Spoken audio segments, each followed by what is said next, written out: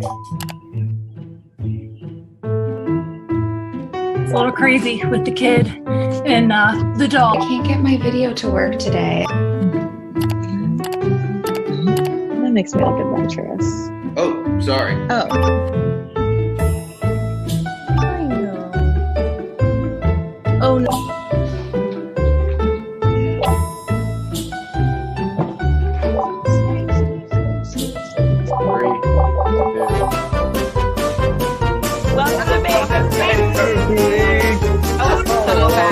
That was the worst ever. That was so bad.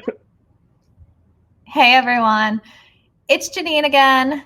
Good to see all of you. All right, so we are going to get started here in just a few minutes.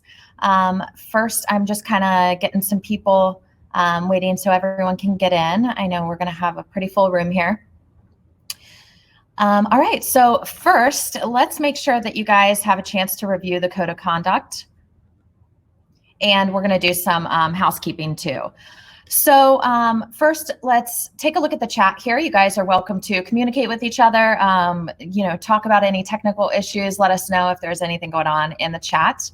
In the questions section up at the top next to chat, you can really ask any questions for the speaker, and at the Q&A, we'll be able to go over all of that.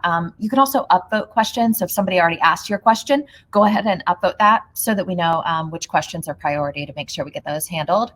And the polls section, you can see here that our speaker has 2 polls in there right now. If you could go ahead and fill out that poll so that he knows what he will be like, what the audience is really looking for, and then he can adjust any part of his talk for that. So, all right, and we also have our code of conduct here. We just want to make sure that we have a safe and inclusive space. We have the full link in the chat, thanks to Jamie here. And just make sure we're using inclusive language and being friendly with everyone. And so we also, okay, here we go. I also just wanted to mention our moderators today. We have Megan and Jamie. They're both going to be in the chat helping out with any questions that you guys might have or any technical issues. And just kind of keeping things cleaned up in the chat so you guys can have a great conversation together.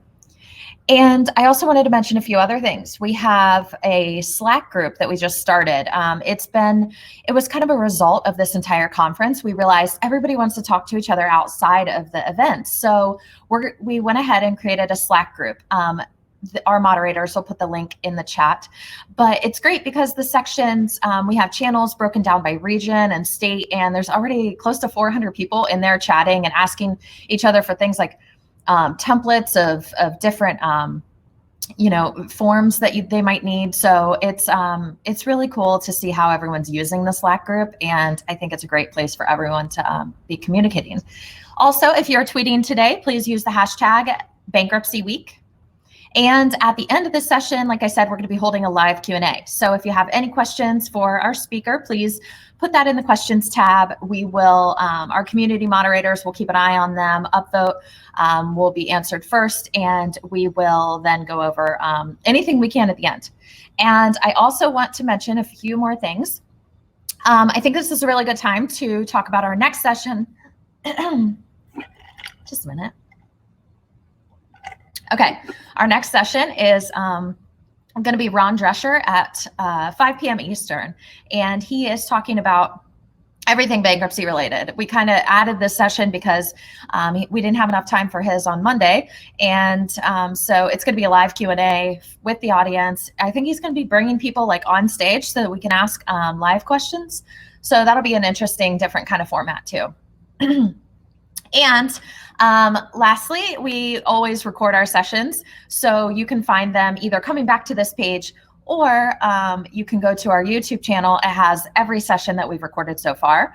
And we also always send out all of the recordings, a daily recap, and the attachments in the email at the end of the day. So now let's get started.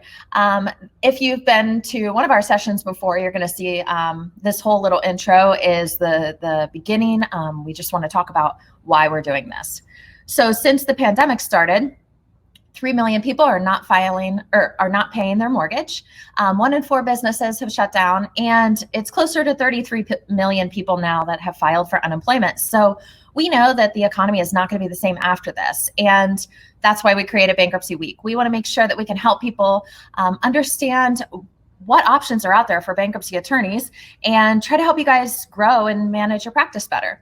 So during the last recession, bankruptcy filings went up 74%, and we know that this is going to happen again. So now I want to close this out with welcoming our presenter. It is going to be a fun hour all about marketing your law firm. So let me welcome Jim Christy. Jim can come on stage. Jim is the CEO of Postali, a legal marketing agency that helps attorneys grow their practice. He works with all size firms in practice areas, to help them find the right marketing strategy to implement into their existing operations. So I personally know Jim very well. He works with my husband, and we've been friends now for over 10 years. We go to all the legal tech conferences together. We talk about legal marketing all the time. We used to be able to meet up for breakfast and sit around for hours talking legal marketing. And so can't wait for us to be able to do that again. But welcome to Bankruptcy Week. Thanks, Janine. It's great to be here. The transition from a live performance to the virtual one is interesting. So I think maybe next time we'll include some laugh tracks, so I know that someone's coming along with me on these, but otherwise I'll just laugh at my own jokes as we go along. You could do that. That's what everyone has to do right now. So yeah, go ahead, get yourself familiar with talking to yourself. I'm used to it. You'll be fine. So, all right. Perfect. You sound good. I'm going to hop off here, and we'll add your slides up so you can get started. Great. Thanks. Okay, so as those are coming up, definitely answer the poll.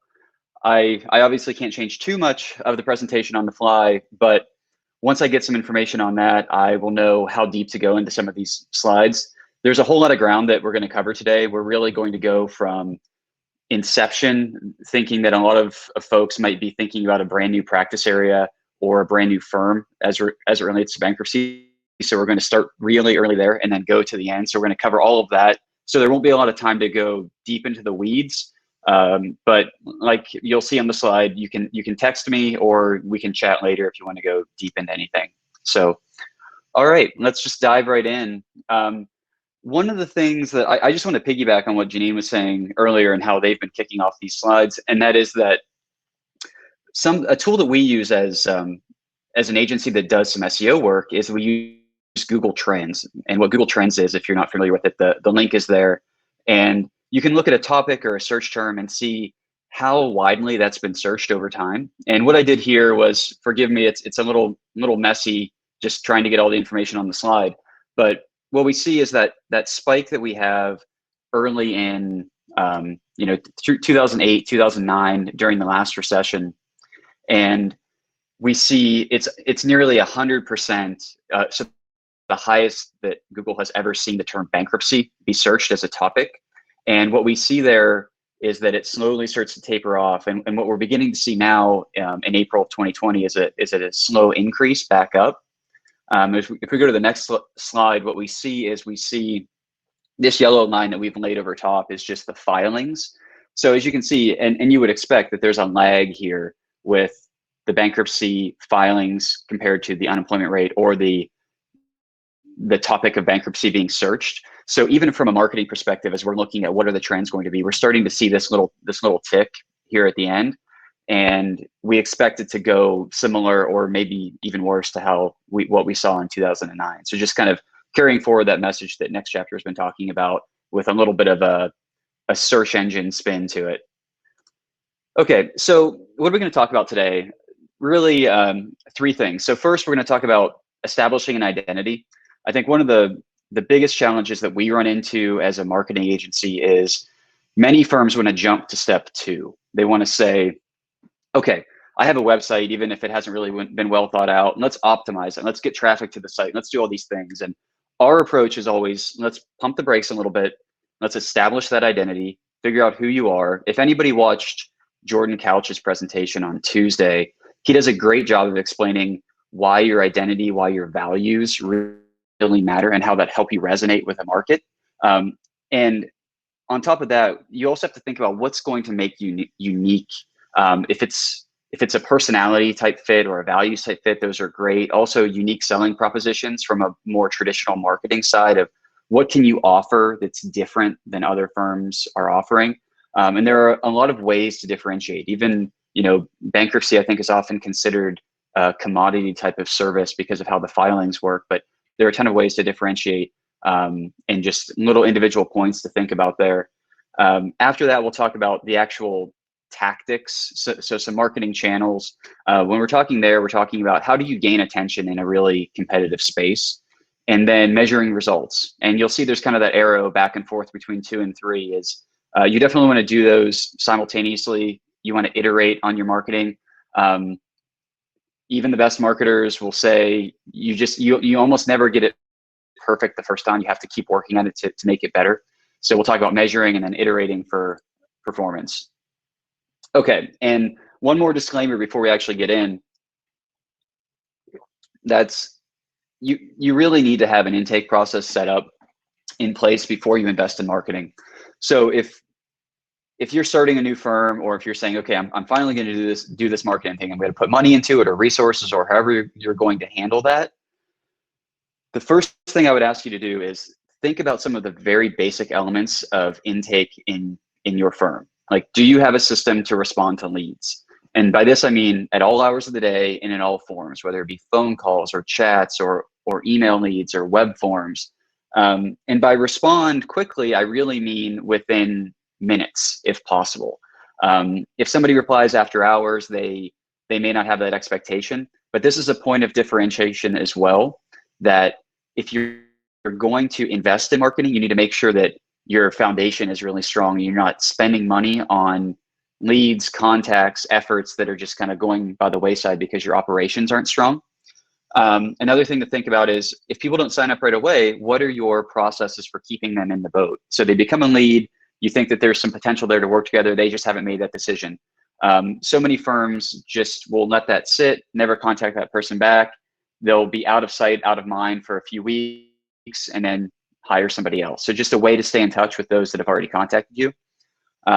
Maybe are you not offering them the right payment options? A lot of firms that we work with will say it's frustrating to chase down money.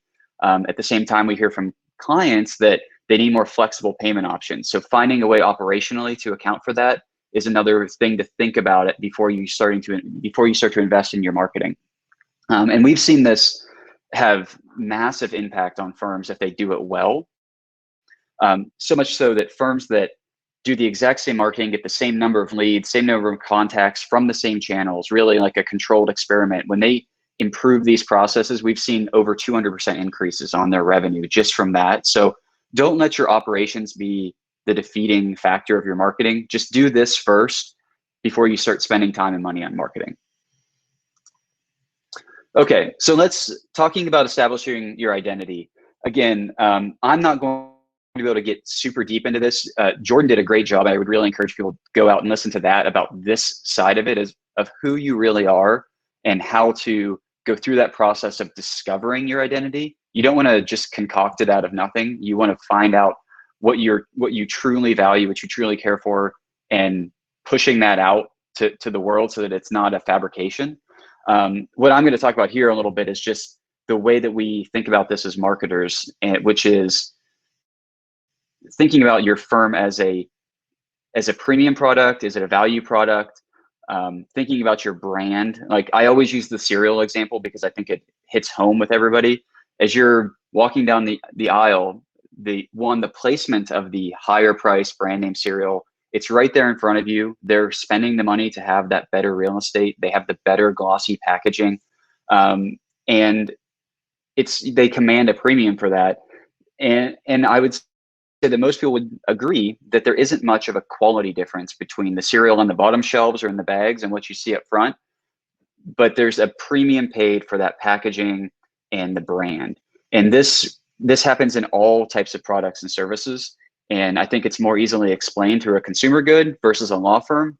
But the way that people are making decisions about who to hire and how much they're willing to pay to work with somebody it goes this. It's crazy to think, but it's the same way with cereal as with lawyers, because there are these emotional connections that we make to products and services based on how we feel about how we're treated, how we feel about how their website looks, their color palettes, just their tone of voice and things like that. So don't forget to, you can build that premium by creating a strong brand. Next thing I want to talk about is a value proposition. So this is something that, this isn't necessarily your mission statement or your value statement. This is, what are you coming to market with, saying, here's the most compelling reason why you should hire us. And this is something that should be front and center in a lot of your marketing. And just reading verbatim here, it's a clear statement that describes the benefits of your offer, how you solve your customers' needs, and what distinguishes you from the competition. So these are screenshots from 3 law firms that I just randomly came about through searching. And the first 2, one on the left just has a bunch of calls to action. The one on the middle has a ton of information that's really hard to understand where they're going. It's basically built for SEO is how I would call this, just very content heavy without a lot of user focus. And the one on the right, there's a tagline at the top, and then immediately in those orange boxes, they start talking about what it is that separates them. So they're a true full service bankruptcy firm. So that might mean they handle both consumer and business bankruptcies. They might handle loan modifications as well as foreclosure defense. They have a series of these. If you scroll through this page of our lawyers have big firm training, so they're talking about their expertise. It's great to have 1 to 3 of these to think about. One is obviously much more digestible. It's easier to put on the top of a website or in marketing materials, but knowing them and ranking them is a great way to just say, this is how we're different. And when people ask you, how do you stand out? These are the things that you would tell them. Okay, excuse me. So going back to identity and figuring out what are all of these elements that together make an identity or make a brand. And these are the things that are listed in this wheel are really just a few of the things that you should be thinking about when you start fleshing out this brand. How will you service your customers? What are the values? What's the tone of voice? What are your service offerings? Are you going to have just Chapter 7s? Are you going to do more complex cases? And the list goes on here. So think about all those in context. And this doesn't have to be something that takes weeks or months to establish. Like, there are agencies that do nothing but this, but that may not be what you need at this point. You may need to just sit down with your partner or sit down with somebody else who you trust to go through and build these out and rough them in before you start going further down the path. And when you're thinking about these things, you're going through these exercises of asking, look at what your competitors are doing and seeing how can you differentiate without doing something that's not true to who the firm really is, so that you're not just replicating them and you essentially create competition for them that is commoditized. Okay, another element of the establishment of identity is, who are you going to target? In a bankruptcy practice, it's nice because you have some predefined demographics or economic situations. You know that somebody is experiencing something from that side of things that you understand. So one of the biggest things to think about is, where do you want to geographically focus your efforts? I know of a lot of firms that will handle just a specific district, or maybe just a specific subsection of a district because that local office is close to their office, or others that will go statewide. So this is something that's important to think about for a number of reasons. One is because the reach that you want from an audience perspective is going to have a lot of, it's going to really determine how much you need to spend or how much resources you need to put into your marketing efforts. For example, if you are going to spend money on SEO and you want to rank in all of these areas, you may actually have to have physical offices, which adds cost and overhead. Whereas if you want to hit the whole state, for example, but you aren't going to approach it through SEO, you're going to do it through a social media strategy or direct mail or something like that. Those are all things that you should really establish before you talk with a marketing company or before you set out your marketing plan, to know where do you want to put those resources so you know they're being well spent and you're not just putting a scatter shot out there from a geographic or audience perspective. Okay, so that's a really quick overview of just how to think about the brand and the identity of the firm, and that's where you should be starting. The next thing we're going to talk about is some actual tactical methods here and how to market your practice. So when I use the word channels, just for semantics here, I'm saying a channel is a specific type of effort. So one channel might be Google Ads, another channel might be Facebook, another channel might be sponsored LinkedIn ads. So that's what I'm saying when I mean channels. So just so we're on the same page with that. And first things first, just like setting the tone for the for the brand before you're marketing, you really need a website. There have been presentations I've given in the past where I've said, maybe you don't need a website. Maybe word of mouth is so strong with you that you just don't need it. I would say that time has passed. There are probably exceptions, but there are so many instances of not knowing what you lose, so that I would just say it's really just table stakes to have a site and have a site that's usable. At a minimum, you're keeping your referrals. People are going to Google your name if they are referred to you more often than not. And when they find you, they expect to see something that's an accurate representation of who you are. This would be something like, don't have a photo that's 25 years old so that when they see you, they're shocked. A website also has such a powerful impact on driving conversion rates. And what I mean by that is, I'll often hear just this argument of, we have a website, it's fine, but when people interact with it, it's very plain to see that it's hard to navigate. They don't know where to go. So thinking about investing in your website from the standpoint of, even if you're not going to invest in other types of digital marketing, this is the place where people are going to go to see whether you're trustworthy, whether they think that you're an authority in the area. And it's a cornerstone for a lot of your content. So if you do want to grow and you want to push people back somewhere, you need this landing spot per se. Your website is where that needs to happen. So it feels silly to say, but you definitely should have a website.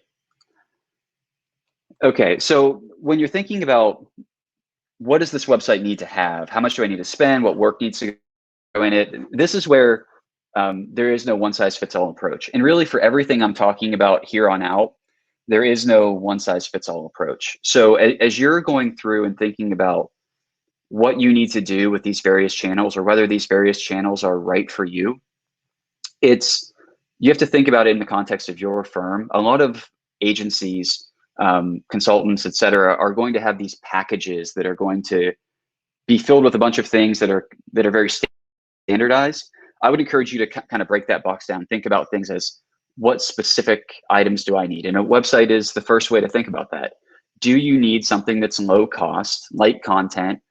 Possibly. If you are truly getting most of your business through word of mouth, and you think it's okay to save some money or save resources by just having a one-page kind of templated style website, that's not a terrible option. I would just say the likelihood of that is very low.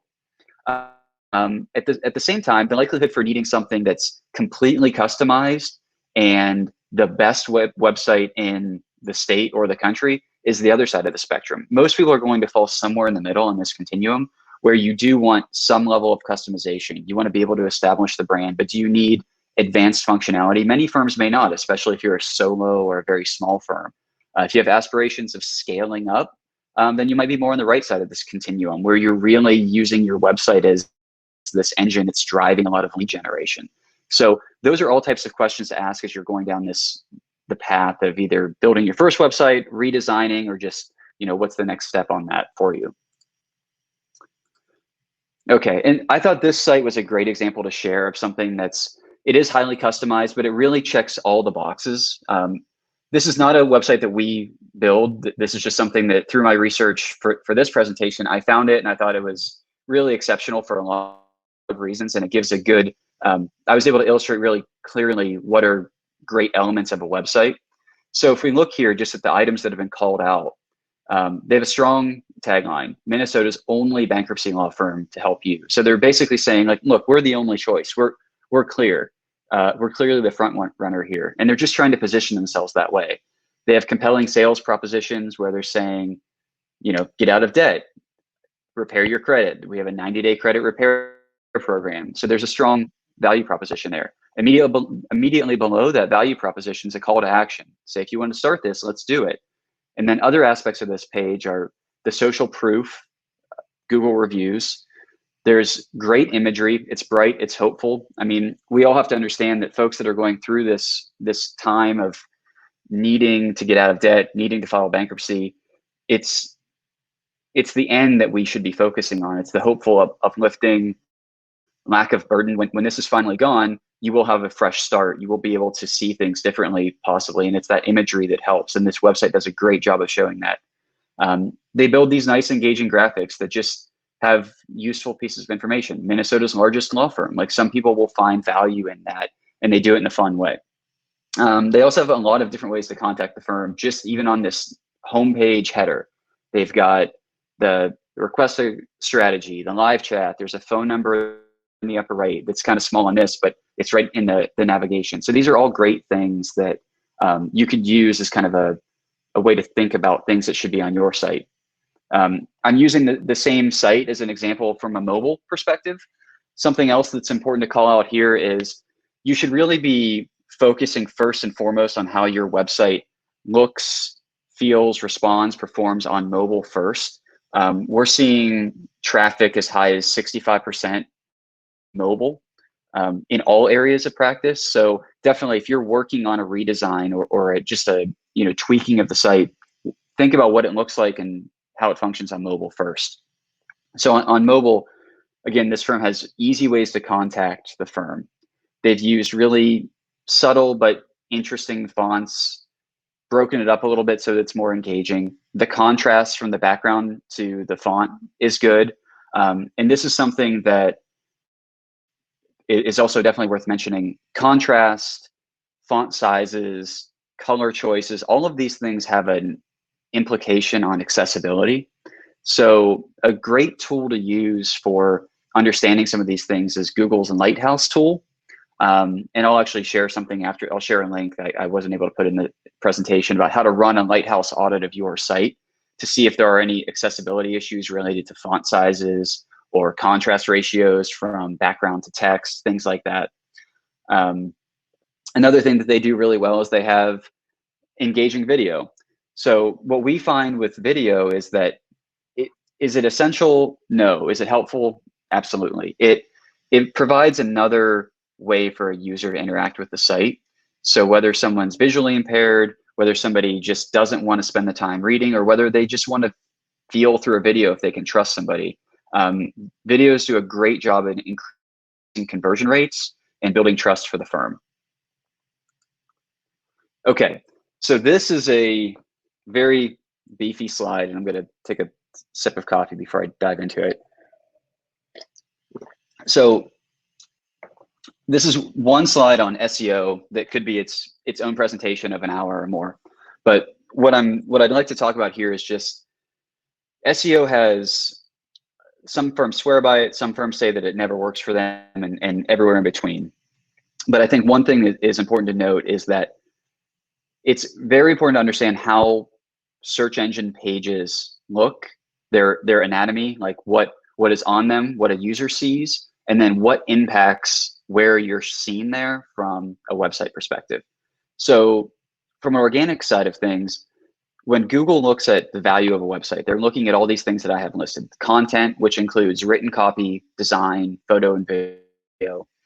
They're looking at site architecture. So things as basic as, does the page title accurately represent what the page is about? Are you using the proper header structures? Meaning, are you explaining what's on that web page so that a user can clearly understand it?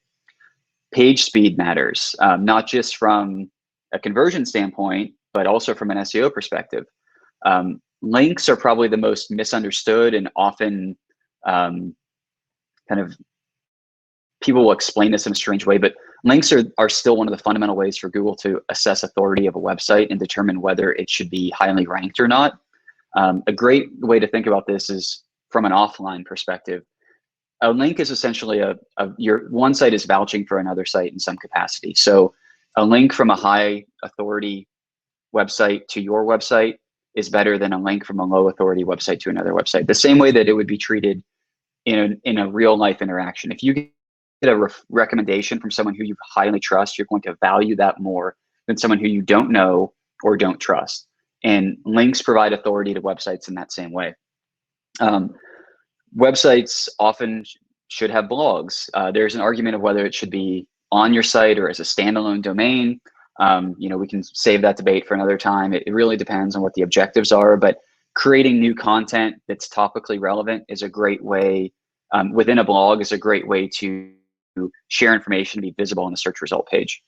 And the last thing, and this is probably the most important takeaway on this slide, is that if you are investing in SEO, or even if you're not, and if you're going to start going down that path, local SEO, meaning the maps listings, which are the areas right below that map in the search result page snapshot to the right, we're seeing anywhere from 60 to 80% of contacts online coming from those maps right now, which is huge in comparison to what we saw 4 or 5 years ago when organic below the maps had 50% of the contacts. So keep in mind that if a local SEO strategy isn't part of your overarching SEO strategy, you really need to be doing that. And that's all driven through your firm's Google My Business page. So setting that up is step one, but then there needs to be a lot of optimization around that. And that's very, very deep on how that works, from locally relevant content to locally relevant links. And that's something I'd be happy to talk about, outside of this presentation. There's also reviews and office locations. So these are two things that you can control. Your proximity to the searcher and what people are saying about you influences rankings substantially. So if you have the capacity to have multiple offices, that's definitely something we would recommend, but you have to do it in the proper way. You actually have to have offices that are official, not just virtual offices for the purpose of ranking. You also want to really be asking every single person for a review and pushing that, because if you look at any market, firms with a higher number of reviews are often ranking higher in local search. The last thing I put on this slide is just a timeline for ROI, which I have on a few slides. SEO is probably the longest timeline for return on investment, but from our experience has the lowest cost per case acquisition over the long term. So if done well, it can be significantly cheaper to get cases through SEO, but there's an upfront expense often, and it takes a while. So it's not for people who are impatient. You have to really be trusting with the partner or the person in-house who you're working with, but when it does work, the returns are exceptional. Okay, so sorry that this is a little bit small on this orientation. I'll do my best to explain what I'm trying to do here. And this is what I'm trying to say here is a search results screen page is more than just your website and where it ranks. Something that we often talk to our clients about is getting away from the framework of where does my website rank on the page. Do we care about that? Absolutely. That is one of the most important things. And what I'm going to show here is how many times you can be visible that's not just your website on a page. So in the first three things we see blocked out, those are Google ads. So you can be in one of those positions. You can't run multiple ads for your firm unless you're doing something that's non-branded, which is a little bit more advanced. So let's just say that you can be in that position. So that's one listing. You can also be in the local ad that you see at the top there. That would be 2. You can be in the organic maps, which would be 3. As we go down this next block, that's an organic listing. So that could be 4.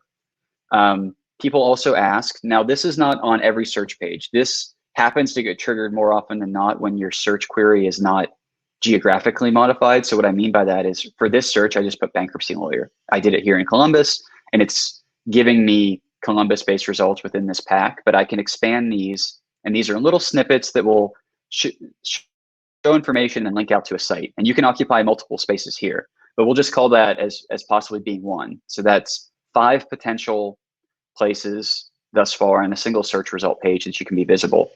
The next one is more organic listings. It's unlikely to be listed multiple times organically in a competitive market, or for a term this broad, but it is possible. So I'm not even really counting that as another opportunity. The next thing we see here is Google Stories. This is pulling from a news feed for Google. It's often not highly localized, so I wouldn't consider this to be an opportunity that should be pursued, at least not for a small or a single state practice. Then we see videos that are featured. In this particular case, one firm occupies all 3 spots. We'll just say this is another opportunity, so that's 6. And then we start getting into lead generation companies or media sites. So we see there's a lead gen company that you can likely be part of their directory.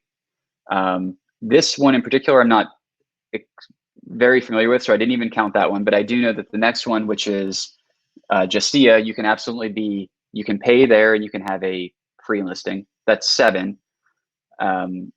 We have another law firm. Then we have a media site where it's focused on bankruptcy content, and you could actually buy display ads on that website. So someone can click through there and see a display ad based upon if you wanted to target around topics. So that's 8. And then the next one is another lead generation site, Nolo, which many lawyers may be familiar with. You can purchase leads there, and then more ads. So at a minimum, you're looking at 9 possible areas where you can gain attention or visibility on one search result page if you're not focused solely on does my website rank. Thinking about this as a place where you just need to own as much real estate as you can, because as people search through, they're going to be clicking through multiple places here. Okay, so jumping into social, again, I'm going to spend a little bit less time on social because Jordan did a really good job of covering that. And I think that anybody who hasn't watched that should watch his, especially from an organic social standpoint. When I say organic here, I mean non-sponsored ads. So growing an audience, building a community, encouraging discussion, all of those things staying top of mind. I won't go too deep into that. I'll talk a little bit more about the paid side of things. Where the overlap comes in is that we just spent a lot of time talking about the value of SEO. Where SEO becomes less valuable is if people are aware of a firm that can help them, or they're connected to a firm that can help them before they ever do a search, then SEO becomes irrelevant. And that's one of the great opportunities of social media is if you can capture enough attention so that people know who you are, trust you, like you, and you start building this, what I would call a top of funnel, meaning they may not be ready to buy right now, but they're aware of you, and hopefully down the line they become customers. It's an interception point of if you do this really well, you may not need to invest as much in paid ads or SEO. Now, I would always say a mix is the best approach because you're diversified, and if there's a big shakeup in any of these platforms, you're less likely to drop to 0. But just keep in mind that these all have different life cycles of where the consumer is, because here they may not actually be looking for something. You're just grabbing that attention before that. And in these situations, we've seen, especially in paid, you can see a return on investment very quickly because you're either building an audience by that community of getting likes, attracting impressions and things like that, or you're targeting somebody based upon what it is that they've searched before. So this slide shows on the left-hand side is just an organic post, just something that, hey, the firm has a new law clerk, welcome them. The post on the right shows that it's sponsored in the news feed. It's showing up in the same feed, very close, just somebody could scroll and see these things one after the other. But the one on the right is likely targeted based around something that I've searched for in the past, or I've been on a website and I've been identified in a target audience. So I'm going to now get ads for this in my Facebook feed. So that's another way. If you're looking to ramp up your social media presence and gain awareness, it may make sense to do some paid, boosted, or sponsored posts early while you're building up your true community, engaged community. Okay, so moving on to paid search. This is something that, we looked at that search result page and we saw that the first 3 or 4 listings were paid. And we're seeing increasing percentages of people click on paid ads. This means that in the past, we would see maybe 10% of people clicking on ads. They would just immediately jump down to the organic because ads were seen as less reputable. Now we're seeing click-through rates almost as high as 25% in some markets. So if you don't have the patience for SEO and you need immediate cash flow, paid ads, especially on Google, might be a great opportunity to bring cases in immediately. You might also be paying a premium for them is kind of the word of warning there, that there's that spectrum of, if you want immediate returns, you're going to pay a little bit more. So ads generally are going to yield a higher cost per acquisition case than SEO over time. Display ads, this is another way to just be visible. A lot of firms will run display ads for one of two reasons. One would be just general awareness, saying I want to show display ads on websites that people visit within a certain demographic. That's one way. Another way is to retarget. So somebody who has been to your site or a competitor's site, and you want to show a display ad, which I'll show an example of in the next slide. Similar type of strategy with YouTube ads, running videos before regular YouTube content. And then the last paid piece would be directories. So just real quickly, I'm going to jump through. I won't spend a whole lot of time on this, how search ads work. Like, everyone is familiar with what an ad is most likely, but there are kind of the anatomy of these ads can have a big impact on how effective they are. So if you're running ads or have thought about running ads, just, talk to your vendor, or talk to whoever handling this about what is their strategy for optimizing site extensions or headlines. How do you really draw attention? How do you make that first listing stand out from the second two? Okay, and this is just an example of display ads. I may have been Googling how to teach my kids at home. So when I go on CNN, I see a targeted ad about at-home learning. So very similar, if somebody is starting to search around the topic of bankruptcy and you want to target them, a search ad on CNN or ESPN or other websites is absolutely possible. And this is done on a per impression model, where with Google ads, you pay every time somebody clicks. With an impression model, you pay every time it's shown. Okay, directories. Directories are, especially recently, a great way to get exposure quickly at a flat fee. So I'm going to gloss over some of these because I'm showing the big ones, which are Justia, Avo, Super Lawyers, and FindLaw. But what you'll see here is that you can pay to have premium placements on all of these listings. They all do it a little bit differently. Justia has one platinum spot that isn't pictured here that always sits at the top, and then has as many gold and silver listings down the page. And they just shuffle through. So if you're in a market where there aren't a lot of these gold listings and it's relatively inexpensive, this might be a great way to get visibility on a search page for a pretty low cost. I'd recommend when you're building out these profiles, think about how this looks too. Like this guy up top here, he's got some reviews. That looks great, nobody else does. Good profile picture, has a good description, likely using a tracking number to see how that's working. Word of warning, don't be the guy with the really small picture. It just looks super strange. Sorry if Steven's in this presentation. If you are, just blow that up a little bit and look a whole lot better, a little bit more reputable. Okay, excuse me one sec. Similar concept here with Super Lawyers. Super Lawyers and FindLaw run very similarly.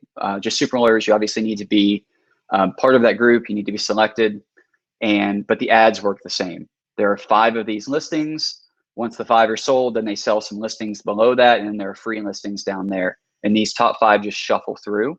So again, in markets where these directories are not heavily saturated, this is a great way to get some attention. Avo does things a little bit differently. They have they don't just sell a set amount of listings, they group them by impressions. It's a little bit more complicated. Avo right now, what we're seeing is that probably the least engagement on this directory from a search perspective, but people still use Avo a lot as their own search engine. So not saying that Avo doesn't have the same value, it's just not as prevalent on a search result page anymore. Okay, so offline. There are a lot of ways for offline to be cost effective as well. It doesn't have to just be mass advertising. A few areas that I'll talk about specifically today are direct mail and traditional.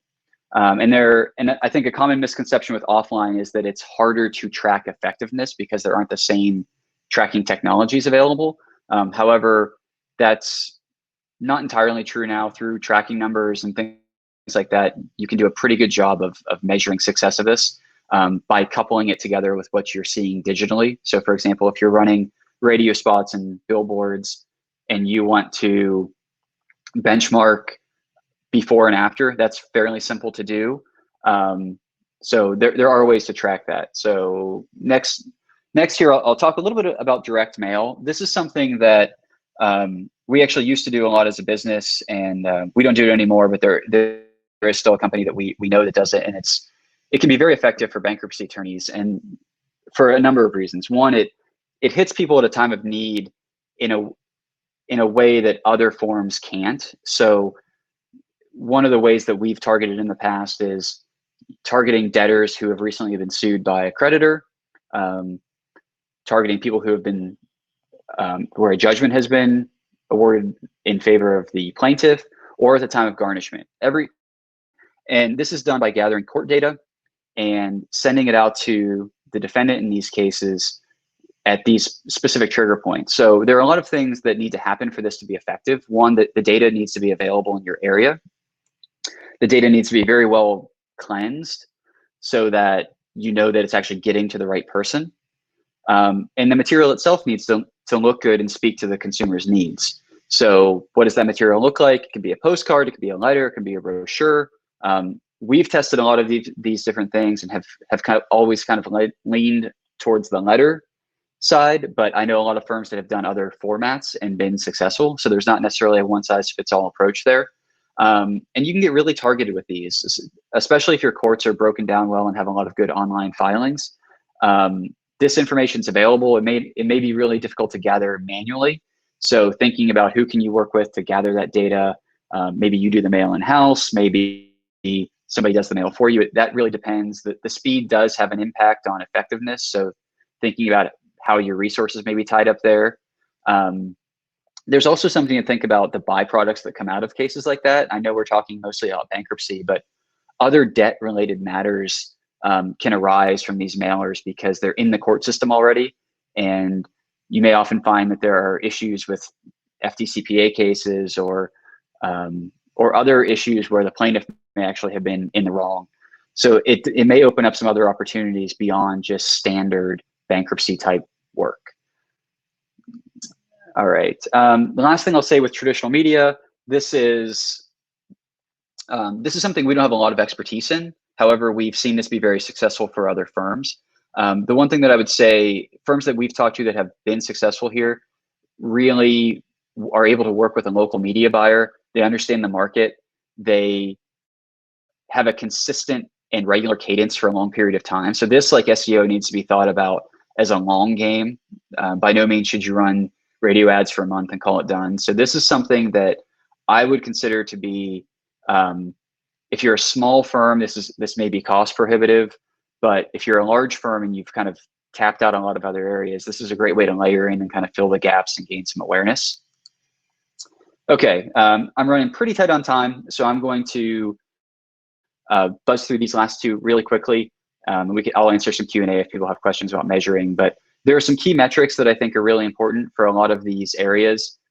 Cost per contact is one, cost per case is another. Connecting your marketing to a CRM and really making kind of a cradle to grave thought of where did this come from? How much money did I make from it is the dream if you have the capacity to do that. And for awareness campaigns, maybe you're measuring something different. So every campaign may have some different KPIs or performance indicators, but you should definitely be measuring every channel in some way so you know whether it's working or not. I'm just putting a screenshot here of Google Analytics. This is a great way to show what's happening online. It's a free tool, and it just needs to be set up. So if you're running campaigns, setting up your goals can be phone calls, goals can be forms, they can be white paper downloads, they can be a number of different things. And all the social platforms have their own tracking as well. So it's great if you are able to build a dashboard around that. A lot of agencies will have dashboards that will aggregate all of this and show it to you. If you're doing a DIY approach, putting these into, just kind of your own custom dashboard may be hard, but if you're only doing 2 or 3 at a time, that's definitely doable. Just make sure you're monitoring on a regular basis. And the last thing I'll say is, this was a question that came up in one of the Slack channels earlier, is people just have marketing that doesn't work for a lot of reasons. And I think these are some of the common reasons. I'll go back to something I said earlier, that a lot of agencies will have a one-size-fits-all approach, and that's generally not the way to be successful. So you could have issues with the marketing partner where it's just a bad strategy. It was just doomed to fail because it was just a plug and play or rinse and repeat type of strategy there was no thoughtfulness in the strategy. It also could just be a great strategy and bad execution. A lot of marketing is just the ability to execute the work.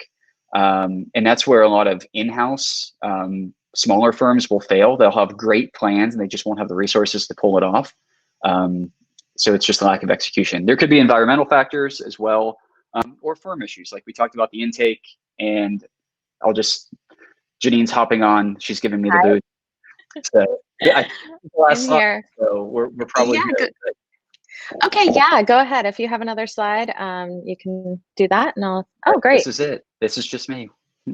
Okay, perfect. All right, we have a lot of questions, so I wanted to be able to make sure that we could get through these. Okay. And also, we are going to throw up a call to action, because I think that with all these questions, a lot of these will be able to be addressed in, like, even a quick phone call, or maybe if you guys do like consults, so let's throw up that call to action there. You guys can schedule a call with Jim, and it should pop up here. And all you have to do is just click there, select a time, schedule a call with him. First, while this is sitting here, we're going to go through some of these. So, cool. All right. For lawyers who are adding bankruptcy to their existing practice, do you recommend setting up a completely separate website for bankruptcy, or adding it to the practice area specific on the existing website, or both? Yeah. I hope my answer for all of these questions is not, it depends. But for this one, it definitely depends. I think it depends on the number of other practice areas that you have, what those practice areas are, and whether they're complementary or not. Whether your existing website is performing well is another big impact or influencer, especially from an SEO perspective.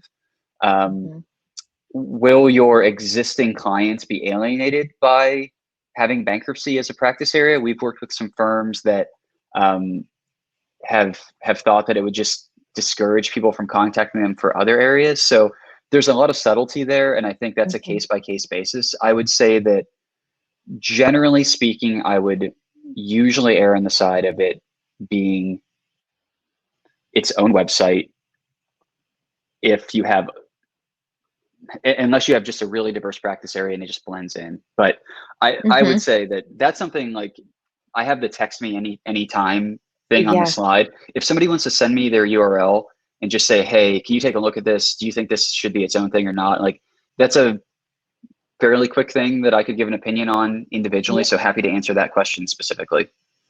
Yeah. Okay, great. And so the next question is, what is the best way to market my practice as a true solo? I think maybe channel is what they're.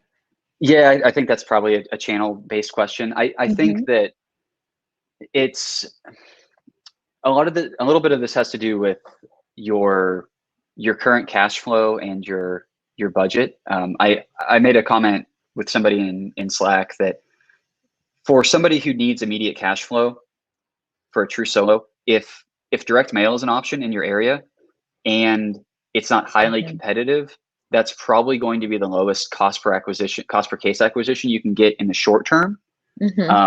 Again, I would diversify over time, but you can start mailing immediately, get cases very quickly. The one caveat being, if you know that the market is saturated, meaning that people are getting 30 letters, I would discourage you from doing that. So it really depends on, like, there needs to be a little competitive analysis done there, because if it's not that, then it might be sponsored social media, it might be Google ads, It really depends on the market. So that's another market-based question more than anything else. But those tend to be the ones that are best for true solos versus trying to compete on SEO or any type of mass media. Okay, and your firm does free consultations to like kind of take a look at those kind of questions, like for solos. I mean, I know you guys do stuff for every size firm, so do you usually take a look at those kind of things? Definitely. Like, our goal for anybody that contacts us is like, I would say we're a good fit for maybe 20% of the people that contact us. The other 80%, I'm just trying to understand what they need and which vendor is the right fit for them, their budget, their objectives and things like that. So yeah, we do all the things that we're talking about here, but we're often not the best fit just for a number of reasons. So happy to just kind of play the director on that. Yeah, great. Okay, so another question here. I'm a solo practitioner and I don't have time to do my own marketing nor a large budget for, so when shopping around, what's the local marketing for a local marketing company? What's the average cost that's reasonable? I think for a website. Yeah. Or maybe, I don't know. I think just generally, I guess, monthly budget. Yeah, I would say that like I've seen some prepackaged solutions for solos as low as $500, and that includes a website that you don't really own, along with content that you don't own. So there are some pitfalls on the low end of that.